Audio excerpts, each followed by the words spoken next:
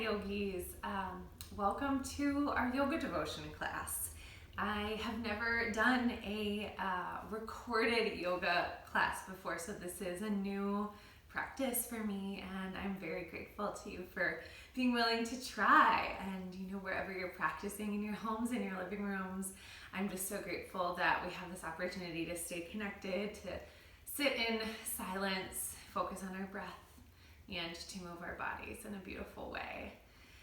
So this is going to be about 20 minutes. It's going to be our devotion. It's going to be a little physical warm-up, getting connected to the breath and getting the body moving. So thank you again for joining me in this practice. Go ahead and find a comfortable seat on your mat. You can have your legs crossed or your legs extended out in front of you. Or if you'd like to, you can find your way down onto your back in a Shavasana type position, whatever works for you here. Wherever you are, find stillness in your body. Feel really grounded, really connected to your mat. You can allow your eyelids to close softly.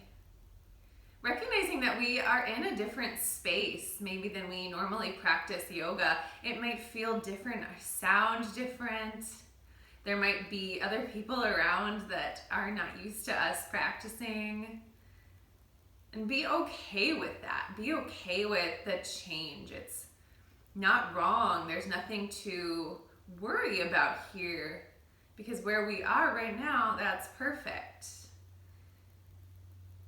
So grounding down into the mat, feeling deeply connected through the spine, the legs. If you're seated, maybe lifting up long and tall, one vertebra at a time, and growing a little taller.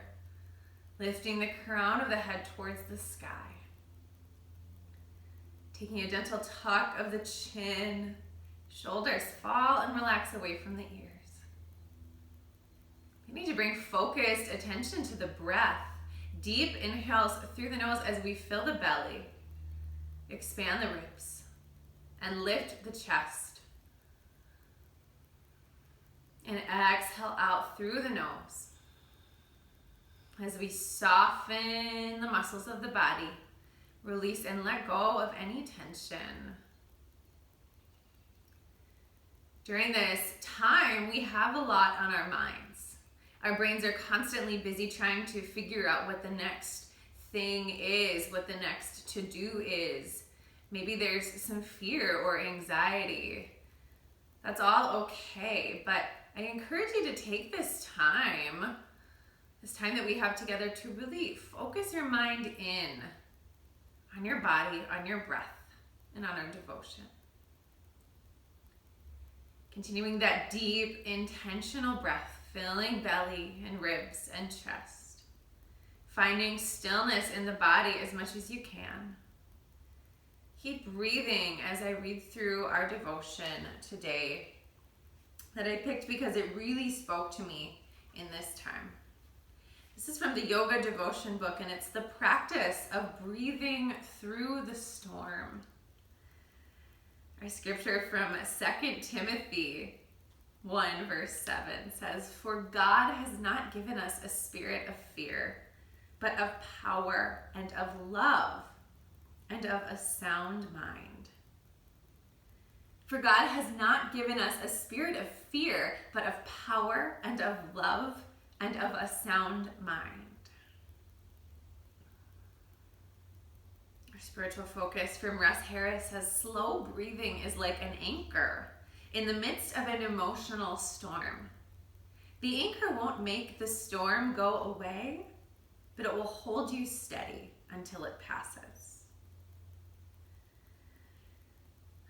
Our devotion says, thunderstorms are often one of the first childhood experiences that instill fear. Even for us as adults, when a storm hits, we don't always know whether it's going to be a threatening experience or an exhilarating sound and light show. If our first experience of a storm was an exciting display of nature's wonder, whether or not we consciously recall the event, we may, for the rest of our lives, find ourselves suffused with a sense of joyful anticipation as we observe a darkening skyscape. If our first experience was scary, on the other hand, perhaps involving a loss of power and the need to stumble to shelter in the dark, we may, for the rest of our lives, find the experience of riding out a storm disconcerting. We'll have to work hard to anchor ourselves when the next storm comes, as it inevitably will. Storms are an ideal metaphor for the challenging circumstances we all face in life. Our past experience informs our present reactions. So when our present challenges evoke past fears, we may experience a kind of brain freeze. This is a natural response to fear, but it isn't the only possible response. We have another option, an anchor for all situations. It's something so simple, accessible, and necessary. We can do it on a deliberate, conscious level. Breathe. Whether we experience storms on a small or grand scale, breathing through them steadies us, allowing us to think and act appropriately in a moment of crisis. Scripture reminds us over and over again, fear not. In our yoga practice, we are encouraged to breathe, to resist holding our breath as we hold a pose, and to check into our breath to determine whether it's safe for us to remain in a pose. Slow and steady breathing not only aids our yoga practice, but also helps us weather the changes and storms of life, allowing our minds to think clearly and our bodies to respond appropriately. Our ever-present breath is a reminder that God has promised to be with us. Learning to breathe through the challenge, as well as the beautiful storms in our lives, is a practice that anchors us to trust in God's promised presence. Breathing through the storm. Take a moment to just sit in stillness and think about that practice, breathing. We're in a storm right now collectively. We're all experiencing this storm together. And it might be scary or challenging, but we have tools at our disposal to deal with and weather the storm. Taking a moment to breathe. Finding that stillness, that peace within the storm. Deep breath in through the nose. Long breath out. One more inhale through the nose. And a long exhale. Softly blinking your eyes open, letting in the light. Remembering that this is still your practice. I am here to guide you and offer suggestions, but please, as you're practicing at home, stop and pause whenever you need to. Take child's pose or shavasana. Reconnect with your breath and listen into your bodies. If anything doesn't feel right or there's pain or discomfort, come out of the pose and adjust as you need. Your body and your breath is your best teacher. Keeping all of that in mind, begin to move into your shoulders, circling them up and back and around, waking up those tired muscles. Keeping the neck long and tall to keep from tensing up those muscles. Maybe circle one shoulder at a time, rolling them back. Switching directions now, going forward, it might feel a little strange, a little different. But working into those muscles, preparing them to move into our practice, our physical practice. When you're ready, softly lower the right ear to the right shoulder, not forcing or pressing anything down, but rather softening in.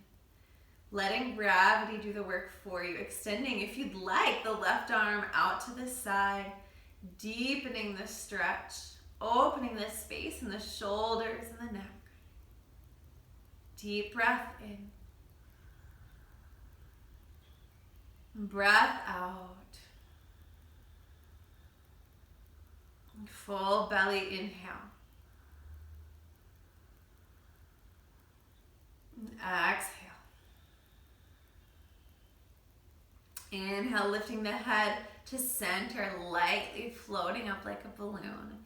Switching sides, left ear falls over towards the left shoulder, softening. No exertion, no muscles used here, just allowing the head to fall to the side. Right arm can extend out to the side if you'd like, deepening the stretch in the neck and the shoulders, waking up those muscles, gently opening everything up. Take a deep breath in through the nose. Long breath out. Full belly inhale here through the nose. And exhale through the nose.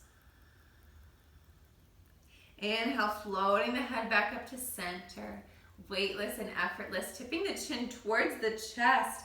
There's no force here, no exertion, no pressure for the chin to touch the chest, but rather just a bowing the head forward, softening into this position, letting everything go.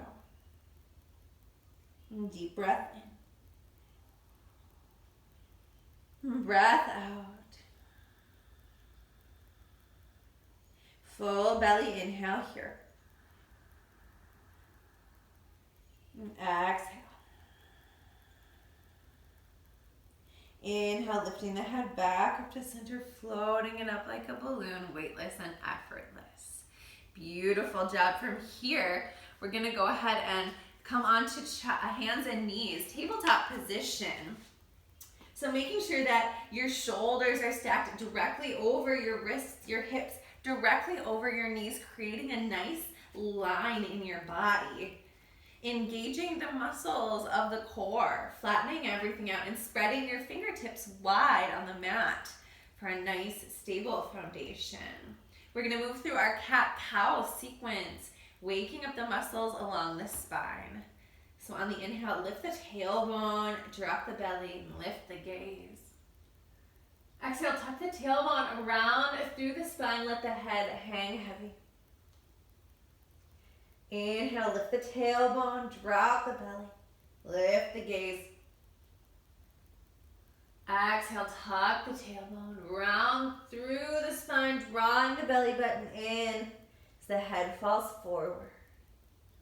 Deep breath in, scooping out the lower back, working along the spine, one vertebra at a time. And exhale, engaging the core muscles, pressing into the mat. Continue on 2 more cycles of cat-cow at your own breath's pace, really articulating all the way from the tailbone up through the crown of the head, one vertebra at a time.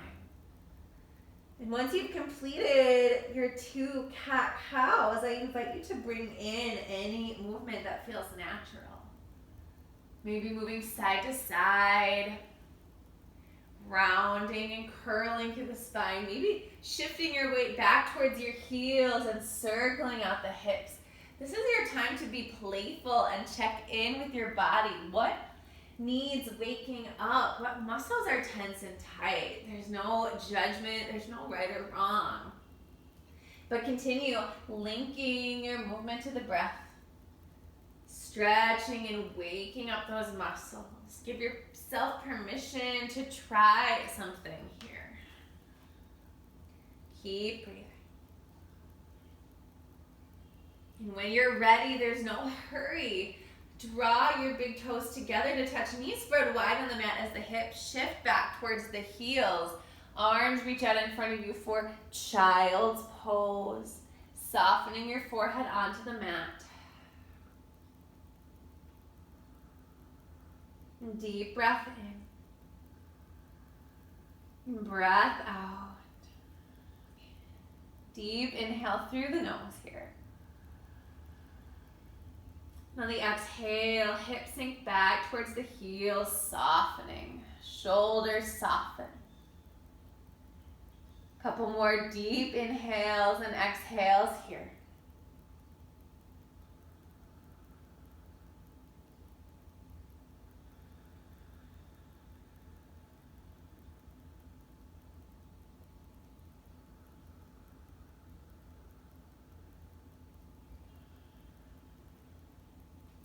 On your next inhale, make your way back up to tabletop position. Check in with that alignment. Make sure shoulders are stacked over wrists, hips over knees. We're gonna work into our thread the needle pose, waking up and twisting along the spine. So on your inhale, reach the right hand high to the sky. Exhale, thread the needle. Right hand goes between the left arm and leg. Right shoulder, right cheek comes to the mat.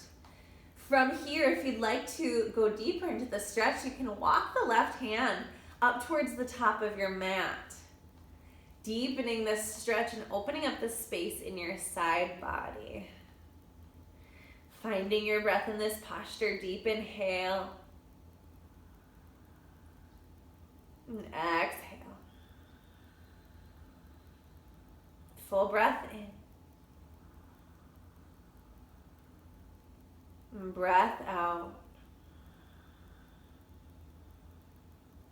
Drawing the left hand back, planting it next to your face. Inhale, reach the right arm high. Circling out that right hand one way, then the other. Exhaling it back down, coming back into your tabletop position. I'm switching around, so I'm still facing the camera. Checking that your shoulders are over your wrists, hips over your knees. We're gonna inhale, reach the left arm high to the sky. Exhale, left arm goes between the right arm and leg, left shoulder, left cheek to the mat. If you did so on the other side and you want to go deeper than this side as well, you can walk your right hand up towards the top of the mat, deepening the stretch in the shoulder and side body. Take a deep breath in through the nose. Breath out. Feeling that opening deep breath in. And exhale, drawing the right hand back, planting it by your face. Inhale, reach the left arm high to the sky. Circle out the wrist one way and then the other. And exhale that left hand back down, coming back into tabletop position. From here, we're gonna take a little bit of we're gonna take a downward facing dog. If you prefer to stay in tabletop position, you're more than welcome to do so. Go ahead and tuck your toes under. If you're following me into downward facing dog, engage the muscles of your core. Spread your fingertips wide on the mat, lifting and pressing up into that inverted V shape. Heels are reaching towards the mat. They don't have to touch. You can bend your knees as much as you need. Chest presses toward the tops of the thighs and shoulders slide away from the ears. Take a slight bend in your elbows to make sure you're not locking your elbows out. Fingers spread wide. Take a deep breath in here through the nose. Breath out. On the inhale, bring your gaze towards your hands. Deeply bend into your knees and begin to walk your feet towards your hands, coming into a forward fold, our ragdoll pose. Feet are about hip-width distance apart. Option to grasp opposite elbows, sway side to side. Bending the knees as much as you need here. Nod your head yes, shake your head no. Your forward fold. This is as much a stretch of the lower back and neck as it is of the hamstrings. So feel free to bend into those knees as much as you need to allow that relaxation in the back. Switching the grip on your arms if you've taken a grip. Breathing deeply in through the nose and out through the nose. One more breath in. Exhale, releasing your hands to the mat. Bend deeply into your knees and slowly, one vertebra at a time, begin to roll up. Head stays forward. Deep bend in the knees. Once you've come to standing, pause here for just a moment, allowing your body to adjust to the standing posture. Finding your Tadasana, deep breath in.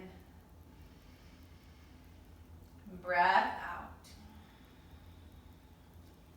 Beautiful job, yogis. That's going to be our warm up, and from there, I'm gonna do a separate video of our warrior and balancing sequence. If that felt good in your body, if your body is saying, okay, that's enough, I invite you to find Shavasana after that and stay in Shavasana for a couple minutes and finish out your practice with that. I will also do a Shavasana video, but for now, that is our warm-up video. I'll do a warrior and balance one next.